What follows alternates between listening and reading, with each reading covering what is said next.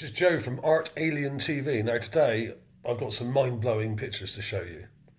And I've been working on these composite images for best part of a week now. It's the culmination of many years of study, probably decades, of satellite images of Mars, especially in the South Polar region, right? Now, first of all, I'm going to try and keep this simple and not get bogged down too much in technical detail here. I'm going to try and make this easy to understand. It's a little bit hard for me to get across a lot of this stuff, which is why I've made these huge composite images, right?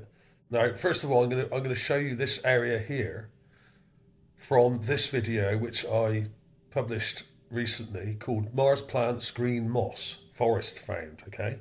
Now, these are two images of that same spot, but these were taken 2 years apart, all right? The one on the left is 2020, and the one on the right is 2022. Now, bear in mind that the seasons on Mars, and I'll come back to this in a bit, the seasons on Mars are much longer than ours because a Mars year is almost double the length of an Earth year. And in the South Polar region especially, the winters are very long. They're almost a year long, okay, depending on how far south you are. And also depending on what part of the cycle the planet's in as well. That can vary slightly as well.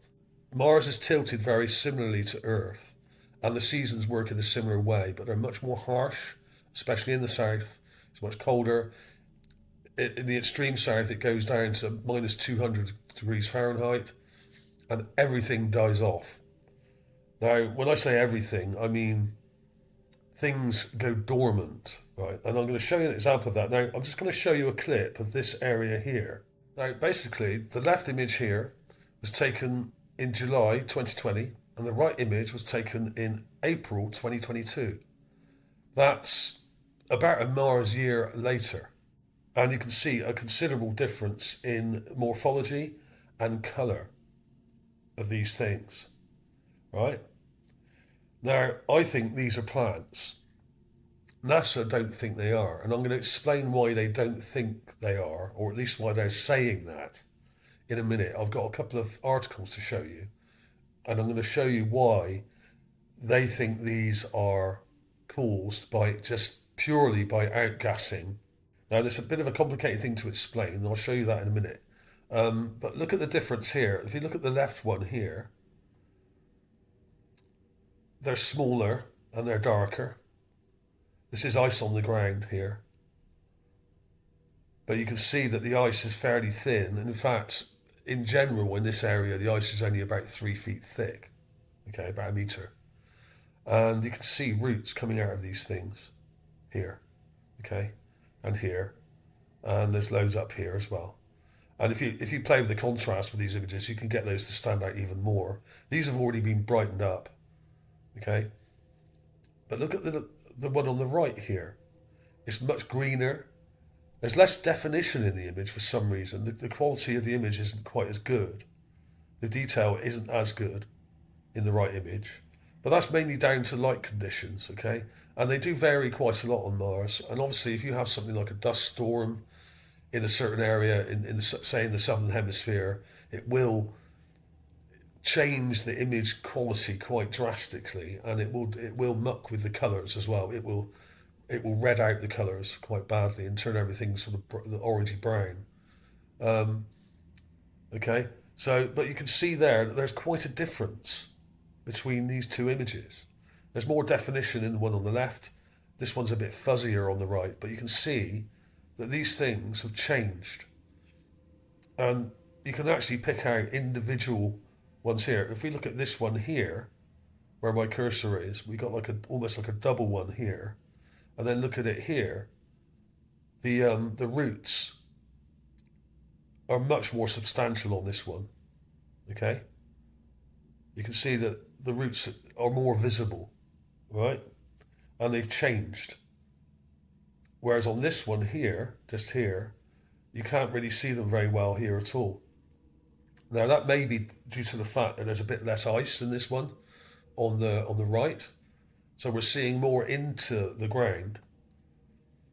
Now, the ice in this area doesn't actually melt away completely or sublimate and turn into gas completely until the sort of summer when it's warm enough to get rid of it. And it may only go completely for a matter of a few months and then start to come back again because we're in the southern hemisphere, so that the winters are long and the summers are relatively short. Okay. Now, I'm going to explain more about the seasons and how these are affected by it in a minute. There's a discrepancy here between different sections of NASA on when these things were discovered, right? And in this article here, they tried to recreate the spiders that we have here in a laboratory. In fact, they've done what they think is recreating the spiders in a laboratory. But the problem is they think that the spiders are just cracks in the ground and that gas squirts up through those cracks in the ground and pushes out dark material from below, causing the spiders to stain the ice or stain the ground with these big black marks. So what they've done here, they've got some regolith. They've sort of made up some artificial Mars regolith or Earth, which is kind of almost like concrete, really, under pressure, and they put it in a pressurized container here, right? And then it's cracked, like we have here. Okay, so that's pretty cool. That's real science they're doing here, which is cool. I'm all for that, and it shows basically the different processes they went through to do that. But the problem is they've come to this with the premise that these cracks are all just caused by melting or defrosting ice and then cracks in the ground. Now, a lot of it is, and I'm not disputing that at all. What I'm about to propose is not mutually exclusive, okay? Because this is happening as well.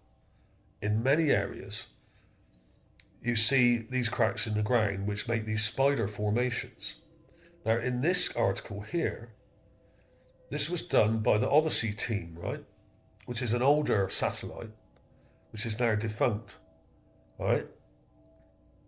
Now, in this article here, they've got an illustration here showing what they think's happening on the surface. We've got the ice on the ground, and then we have, as the sun starts to appear in the spring, in the South Polar region, you get a sudden heating, and then you get ice melting and then forming a gas, and then this then squirts or bursts through the ice surface, and different coloured or dark coloured, they specifically say dark coloured sand and dirt that's down below then gets kind of blown into the atmosphere, forming these stains like we have here, right? Now I'm just going to show you that with the magnifier, which is all perfectly good theory, right?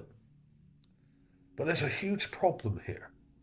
Now, in this article, it goes on to say that they studied hundreds of images over a number of years of these spiders forming in the southern polar regions, right, in the melt zone.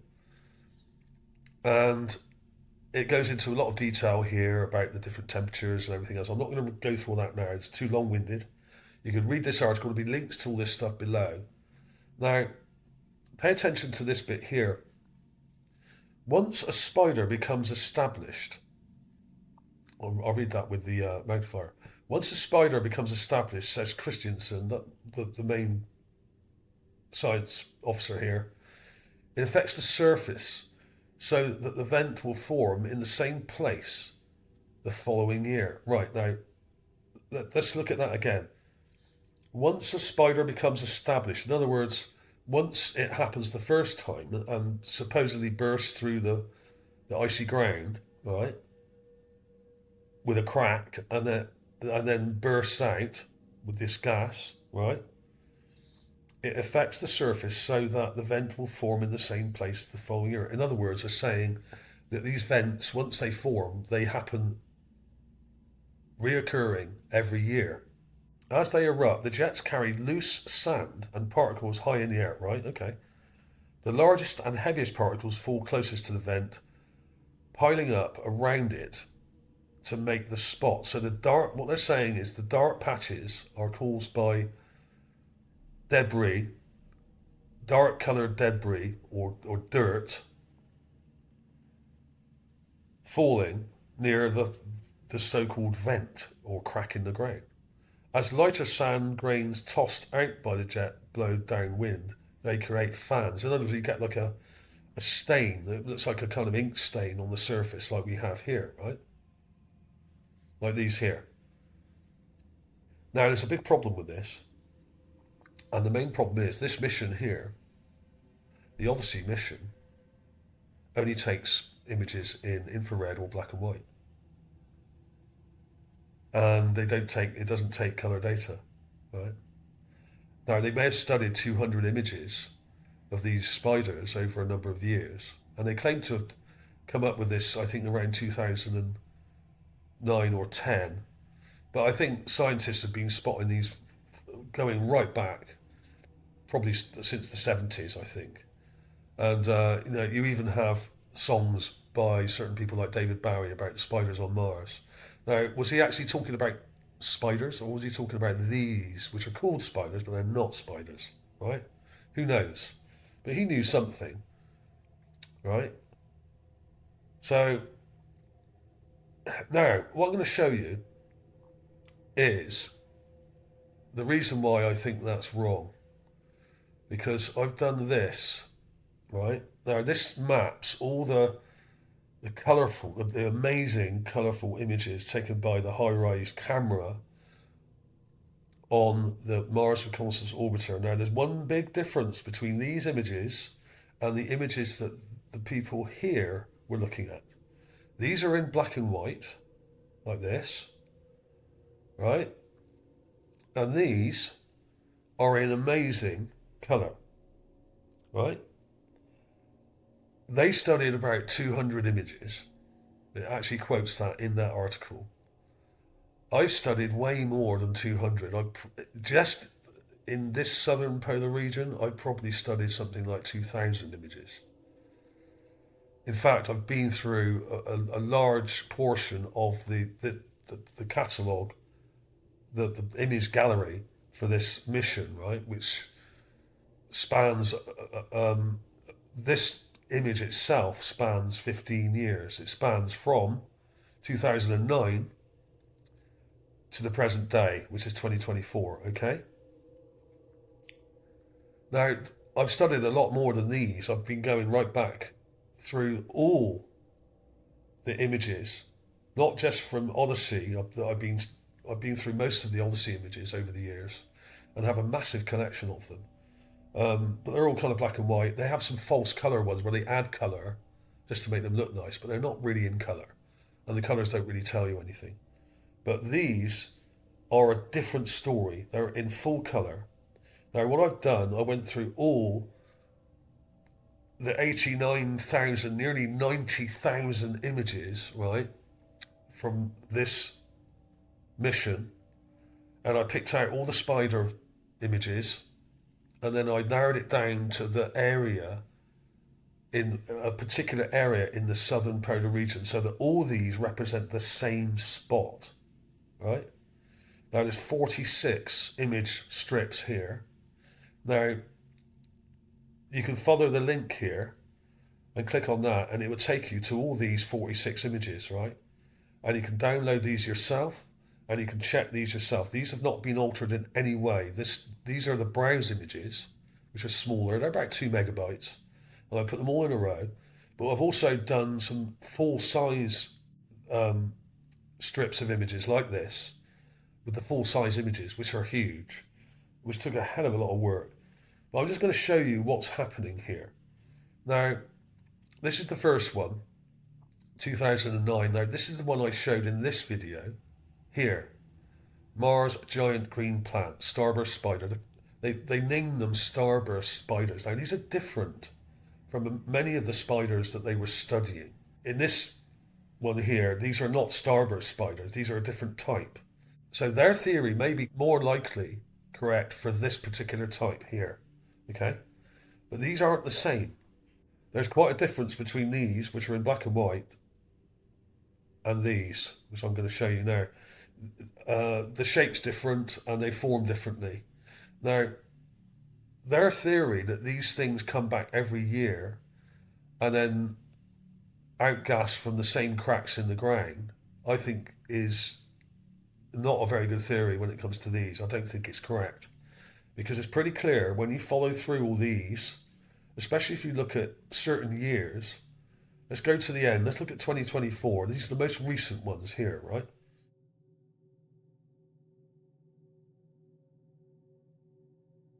Now you can see here that there's a huge difference in colour between these.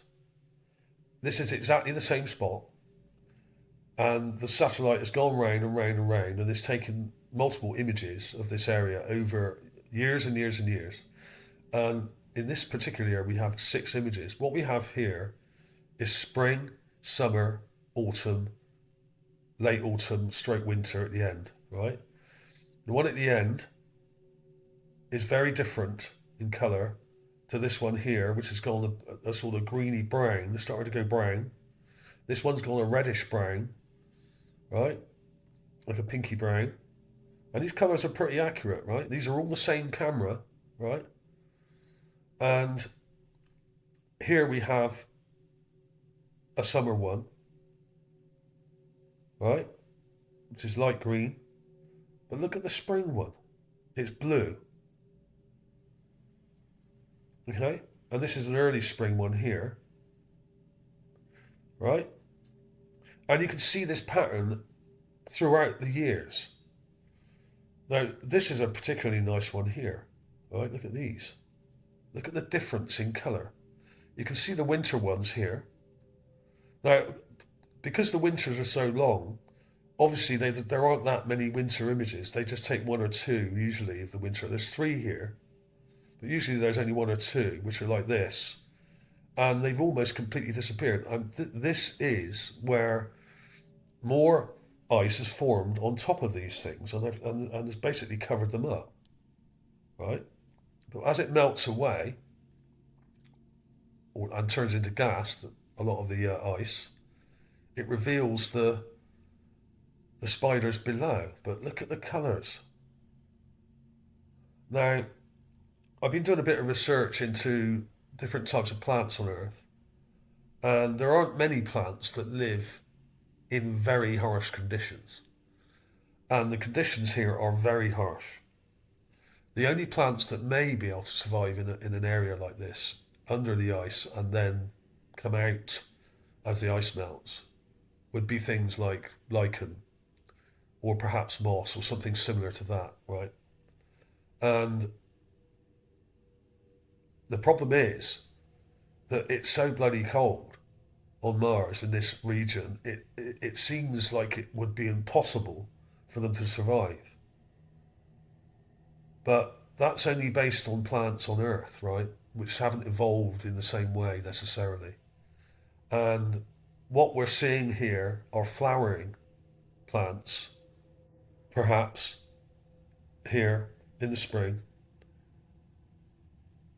which then change colour drastically throughout the year and go very dense green like we have here.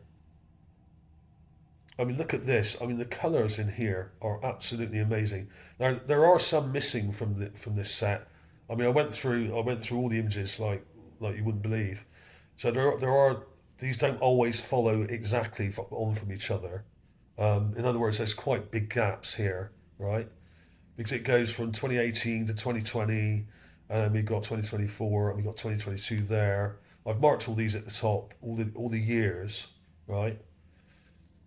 But what I'm going to show you is actually some clips I've taken, and I've done it by year, just to make this a little bit easier to digest, because you can look through these image maps yourself, and you can take clips of these. And what I would recommend is that you go to these images here, which are actually much bigger, right, and much more detailed. These are the full size ones here, right?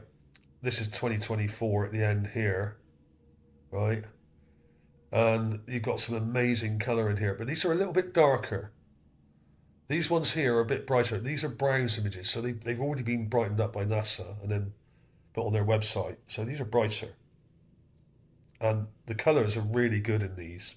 But a really good one here is 2014. We have these here. We've got spring, where they look like they're in flower, right? We've got spring, amazing sort of blues and purpley colours in there. Insane, right? And then they go green, lighter green here, and then suddenly it goes really dark here, and everything goes thick green, including the ground. All the ground surrounding it goes green, as if there's grass or moss on the ground as well in the whole area. And that's still prevalent here.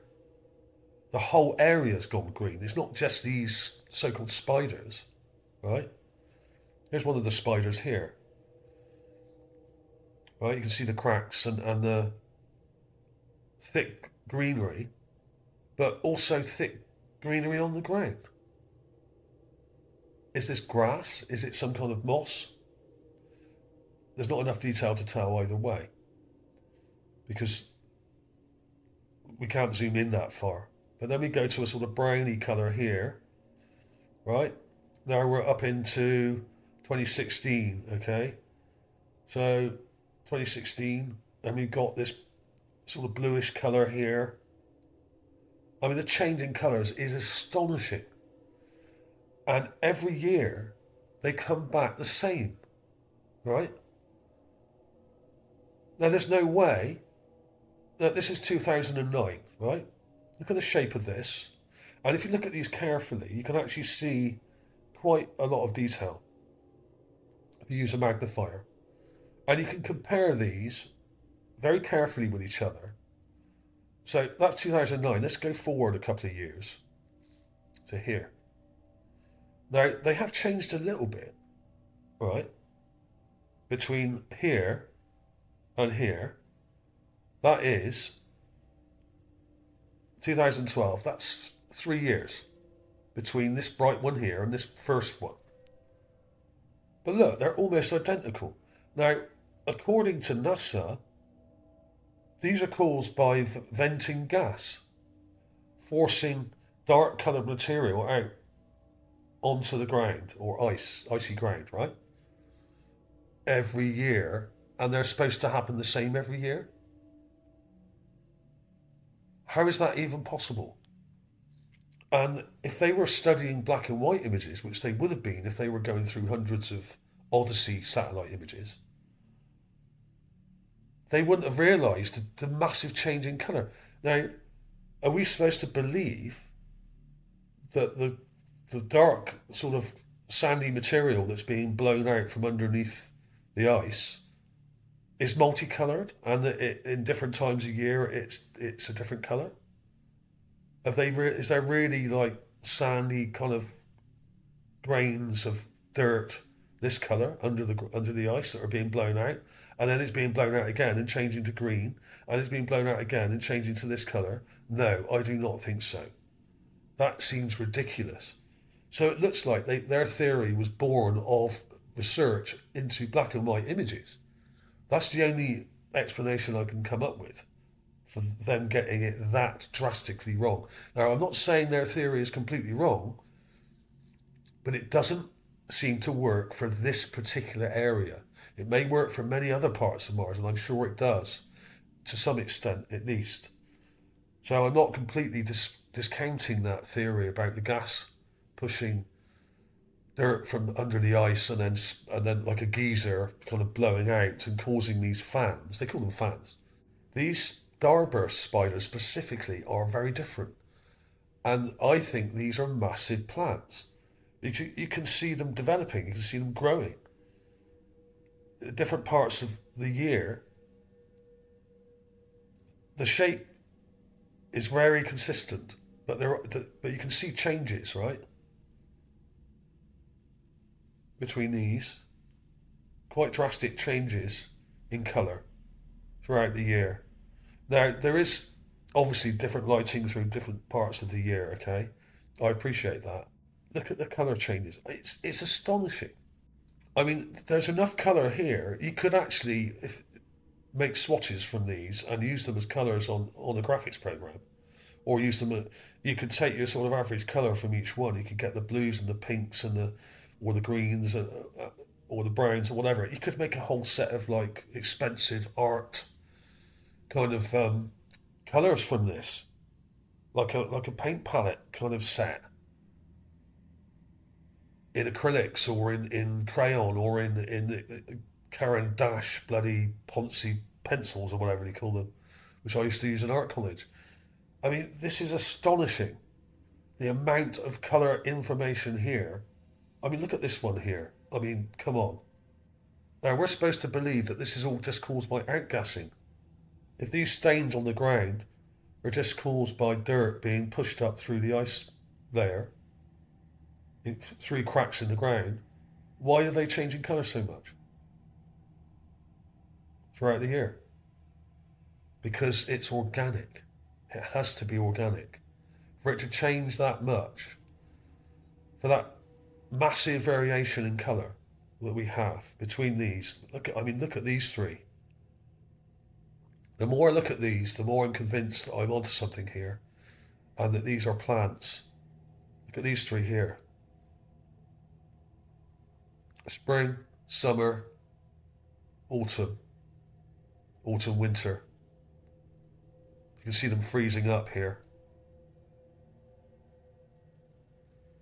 And the weird thing is, you can actually see the branches more clearly in these darker ones because they've frosted up. It picks out the detail. Now, of course, a lot of this is cracks in the ground, but we have both. I'm pretty sure these things have branches or vine-like structures to them. It's not just cracks in the ground. You can see them quite clearly here. And if we go further over, we got this brown, it goes brown here. Then it goes almost to nothing, which is winter, right, again. And then we got spring, which is kind of blue. This is a sort of more pale blue, this one. And then look at this. I mean, look at the colours.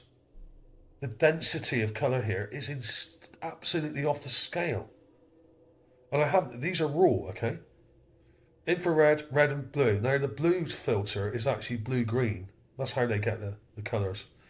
So the camera doesn't work in exactly the same way, but these are all taken with the same settings on the same camera. And over a span of 15 years, okay? And you can see massive variations in colour. And they come back every year. Well, every Mars year, I should say, not every Earth year. Right? Look at this. I mean, this is just mind-boggling. Let me show you some of these. I've got some more sort of close-up clips here. Right, let's look at 2014. Spring, summer, autumn.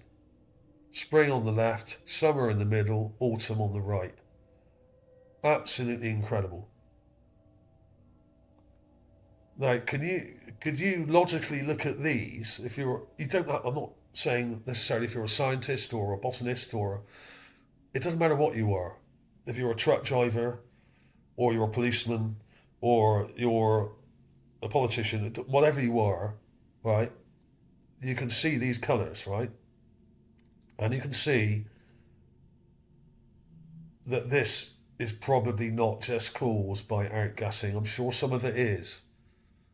But what we're seeing here are massive, massive areas of dense growth on the ground. And in the autumn, the whole area goes this dark green. Look at this. And it's not just where the spiders are, the whole area. So what we may be seeing here is not just growth, but ice melting on the ground. We're going from more ice to less ice to almost none. So the ice is probably just covering a lot of this stuff up. And as it dissipates, it's revealing a lot of the living organisms below, which are plants. That's the only explanation you could really come to here. I mean, the density of these colours is absolutely off the charts. There's another one here. I mean, this one's good because we've got a winter one on the right, autumn here, late summer, autumn here, the brown one here, which is incredible. Look at this. Look at the deep greeny sort of olivey browns and greens in here. Absolutely incredible. All right. Then we have this one here, look, which is a bluish one, and a more green one here.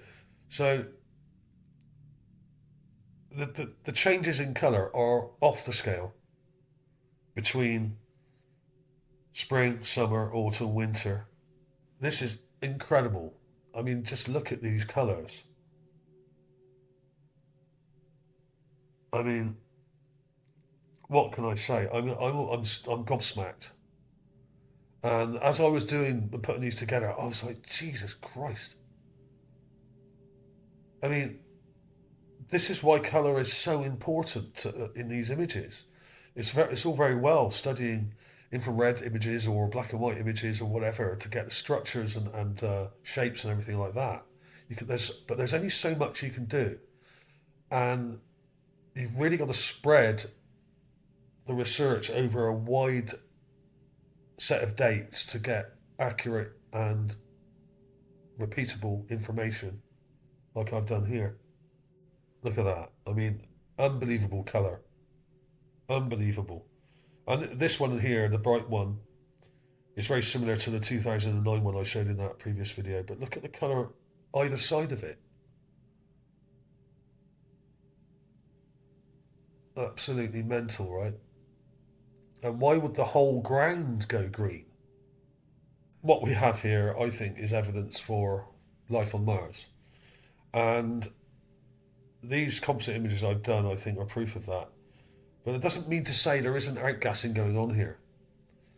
But what it does seem to show is that in some of these images, because the ground is becoming ice-free, or at least for a few months of the year,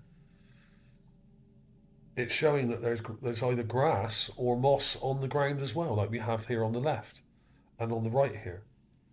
Okay? It's mind-blowing. And the spring ones are this beautiful kind of bluish colour, and there's sort of pinks and purples and all sorts of colours in here. Now, if this was just caused by outgassing, that means that there's all sorts of multicoloured sand and dirt below the ground, or below in the subsurface that's being blown up into the air and then forming these stains. I don't believe that. I don't believe that they can change colour so rapidly. Right? I just don't believe that's just caused by outgassing. I'm sure some of it is, but this must be an organic compound that changes colour and is in a sort of flower stage here, and then a foliage stage over here with the thick green. And you can see the whole area's gone green. Not just these spiders. Then it goes back to a sort of pasty one here, and then we got another spring one here, and we got a summer one, and then an autumn and a winter one here. I mean, how could that just be caused by outgassing? I'll probably have to come back to this. I mean, I'm struggling to get this across, but what I'm saying really here is this colour data and this colour information is very important, and it covers a huge span of time, and I think may just be the very thing that proves life on Mars, because I've done an awful lot of research here, and I spent a lot of time lining these up so that we could look at them properly. And I do hope some of you comment on this and let me know what you think. But do have a look at these, follow the links below, have a look at these, check this one out first, because this shows the whole time span from 2009 to 2024, and then from here you can go to the big ones here. This is half that time span, and there's another one as well. And you can zoom right in and see the changes on the ground. Use a magnifier if you've got one, and look at these things up close. You can zoom in quite a long way, And you can examine these fans or plants or whatever these things are supposed to be, these organic stains on the ground or whatever they are, of moss or, according to NASA, just dirt. But how could this dirt change colour so rapidly, and how could it keep coming back over decades? And how could the ground go so green? Thanks for watching, everybody. I'll probably come back to this again at some point very soon. It's very hard to get this across. These are so large, these images. You really got to click on those links and take a look yourself. You can even look at these on your mobile. You can zoom right into these and compare the different colours and shapes and how the morphology changes over time as well. Okay, and there's no way that these would keep coming back and spouting gas and dirt, multicoloured dirt every year, which would then come back the same each year. I mean, maybe it would partly over 1 or 2 years, but over 15 years? These theories are not mutually exclusive, they do kind of cross over. What I'm suggesting is, in this particular area, at this longitude and latitude, where all these images were taken, I think there is proof of life on Mars. Greenery that changes colour drastically throughout the year on year, comes back. What we're seeing is just mainly ice just melting on the ground and then coming back again, covering it up, then revealing it again. Okay, like we have here. It's being revealed here and covered up here. Being revealed here. We've got like a flower stage there where it goes these amazing colours, and it goes darker, and it goes thicker, and then it goes colder again. Then we got another spring one and a summer. I mean, this goes on and on. And you can check all the dates here. These are all dated. These are all referenced. You can download any of these yourself and check them yourself. I haven't altered any of the colours here. This is how they look. Absolutely incredible. Okay, so thanks for watching. I'll see you again very soon.